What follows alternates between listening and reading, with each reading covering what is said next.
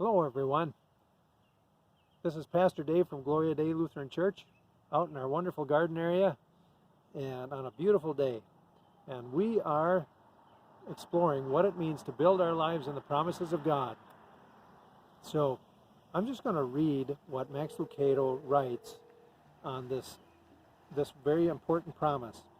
He writes, lingering among the unspoken expectations of the Christian heart is this: now that I belong to God, I get a pass on all the tribulations of life. To follow Jesus is to live a storm-free life, right? That expectation crashes quickly on the rocks of reality. The truth of the matter is this: life comes with storms. Jesus assured us, in this world you will have trouble. That's from John 16, verse 33. Storms will come to you as they did to the disciples on the Sea of Galilee. They boarded their boat without Jesus and then found themselves tossed by the waves and a considerable distance from shore.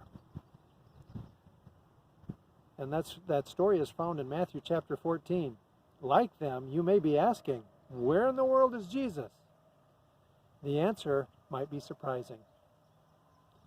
Might be as surprising for you as it was for the disciples praying.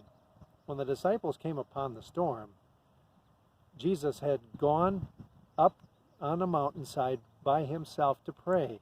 Remember that right after the feeding of the 5,000? And that's from Matthew chapter 14 as well, verse 23. There is no indication that he did anything else. He prayed all night. Ponder this promise. Jesus, in the midst of your storm, is interceding for you. The King of the universe is speaking on your behalf, and when he speaks, the heavens listen.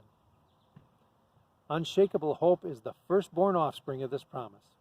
We'd prefer to have every question answered, but Jesus has instead chosen to tell us this much: I will pray you through the storm. Are the prayers of Jesus ever answered? Of course. Will you make it through this storm? I think you know the answer. So with that, would you bow your head with me in prayer? Lord, in the midst of my storms, I may doubt Jesus' presence. I may wonder if he is there and if he cares. Don't let me lose hope or lose heart. Deepen my belief in you, even during the storms. Don't allow doubt to take over. Help me release control of my circumstances and surrender them to you. Jesus is interceding on my behalf, and I am so comforted by this truth. God, there is no storm you can't calm. There's no trial that is too big for you, no obstacle you cannot overcome. No hindrance that surprises you. You see all and you know all. You are all powerful, even over the mightiest of storms. Father, thank you for sending Christ to calm the storm. Without him, I would be lost. I would have no hope in the midst of trials. But because of him, I know that I have an eternal intercessor. I know that my name is spoken in your throne room. I am so grateful to be known by you. Amen. It's an amazing promise. Jesus is praying for you. And always, too. It's good to gather together. So make sure that you have time for church this week. Catch us online or in person.